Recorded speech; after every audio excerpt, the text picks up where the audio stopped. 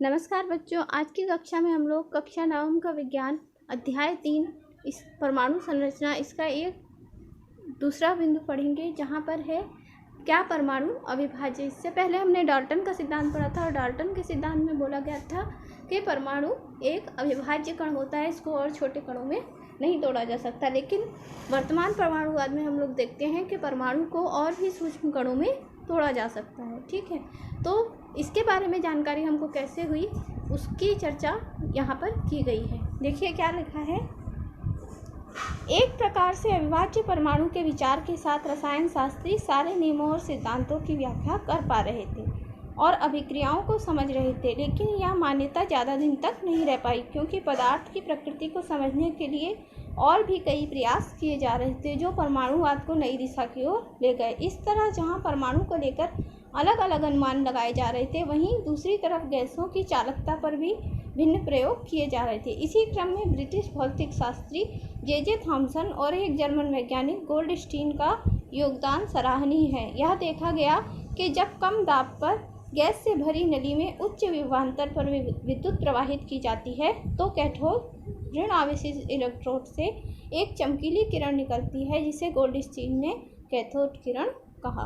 तो यहाँ पर आप लोग देख सकते हैं कि गोल्डस्टीन के द्वारा जो है इस कैथोड नलिका पर प्रयोग किया गया। ये देखिए कैथोड नलिका, और उन्होंने क्या देखा इस कैथोड नलिका में, उसको हम लोग यहाँ पर देख लेते हैं। ये देखिए कैथोड नलिका,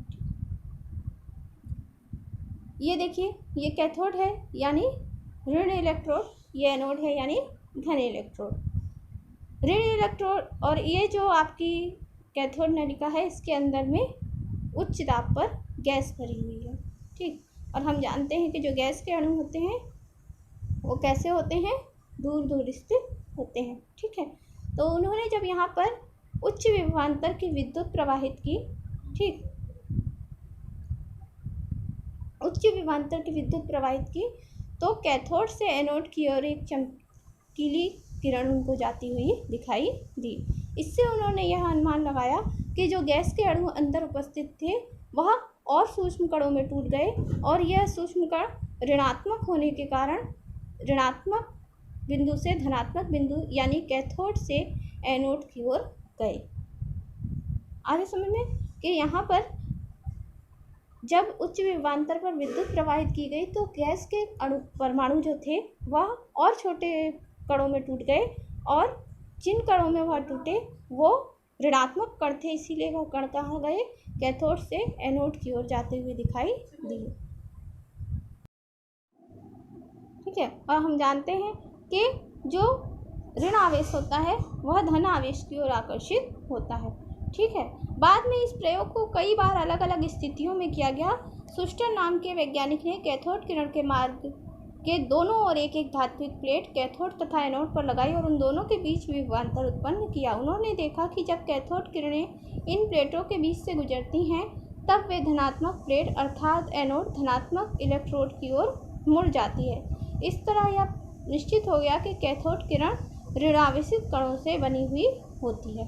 ठीक है, और यहाँ पर देखिए एक और कैथोड ट्यूब है, और ऐसी ट्यूब आप लोगों ने जो पुराने टीवी आते थे, ब्लैक एंड वाइट टीवी, उनके अंदर आप लोगों ने देखी होगी, जिसको हम लोग पिक्चर ट्यूब के नाम से भी जानते थे। इसमें देखिए क्या क्या है, एक नियंत्रक ग्रिड है जिसकी सहायता से विद्युत प्रवाह को नियंत्रित किया जाता है, एक हीटर है जो कि यहाँ तापमान में वृद्धि करता है, जिसके कारण जो परमाणु होते हैं वह और ज़्यादा सूक्ष्म कणों में परिवर्तित हो सकते हैं। ये जो बिंदु है जहाँ पर हीटर स्थित है वो कौन सा है, कैथोड है। यहाँ से जब किरण निकलती है उच्च विभवांतर उत्पन्न करने पर, तो इसके पश्चात ये देखिए दो एनोड उपस्थित हैं। ये क्या करती है, किरण दोनों एनोड की ओर आकर्षित हो जाती है, लेकिन मध्य में क्या लगा हुआ है, यहाँ पर एक विक्षेपक प्लेट लगी हुई है। ये विक्षेपक प्लेट एक अन्य कैथोड है। ठीक है, ये क्या है, एक और अन्य कैथोड है, और क्योंकि ये भी ऋण आवेश है और जो हमारी कैथोड किरणें आ रही हैं वो भी ऋण आवेश हैं, इसीलिए आने वाली किरणों में क्या होता है, प्रतिकर्षण होता है यानी विक्षेपण हो जाता है।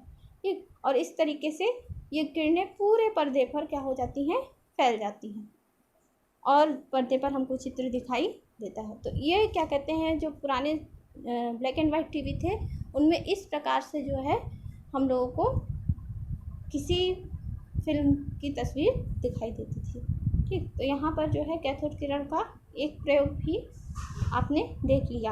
आगे जाकर थॉमसन ने इस ऋणावेशित कणों के द्रव्यमान और आवेश दोनों की गणना की और देखा कि कैथोड चाहे किसी भी पदार्थ का बना हो, उससे निकलने वाली किरण कैथोड किरण के कणों की प्रकृति एक जैसी ही रहती है। उन्होंने इस कण को इलेक्ट्रॉन कहा जिस पर ऋणावेश होता है। तो उन्होंने किन्होंने जे थॉमसन ने, ठीक है, जे थॉमसन ने क्या कहा कि ये जो ऋणात्मक कण निकलते हैं, कौन से कण निकलते हैं, ऋणावेशित कण निकलते हैं, वह किसी भी धातु, गैस या द्रव से प्राप्त किए जाएं, उनका द्रव्यमान और आवेश क्या होता है, सदैव एक समान होता है। ठीक है, तो उन्होंने इन ऋण आवेशित किरणों के कणों को इलेक्ट्रॉन नाम दिया। तो इस तरीके से हम क्या कह सकते हैं कि जे थॉमसन ने इलेक्ट्रॉन की खोज की और इस तरह लंबे समय से चली आ रही मान्यता परमाणु अविभाज्य को थॉमसन ने चुनौती दी। ठीक, तो आपसे कई बार प्रश्न भी पूछा जाता है कि जे थॉमसन ने परमाणु अविभाज्य है डाल्टन के इस कथन को किस प्रकार चुनौती दी। तो जे थॉमसन ने कैथोड किरण ट्यूब पर प्रयोग करके और इलेक्ट्रॉन की खोज की।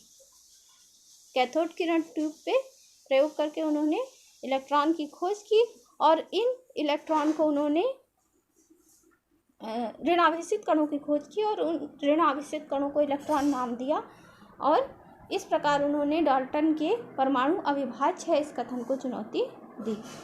इस कार्य के लिए जे थॉमसन को सन 1606 में नोबेल पुरस्कार भी दिया गया था। ठीक, तो आज की वीडियो में बस इतना ही और अगले वीडियो में हम लोग पढ़ेंगे कि गोल्डस्टीन और कैरार किरण के द्वारा गोल्डस्टीन ने क्या प्रयोग किया। अगर आपको हमारा वीडियो पसंद आया हो तो इस चैनल को लाइक कीजिए, सब्सक्राइब कीजिए और शेयर कीजिए। धन्यवाद।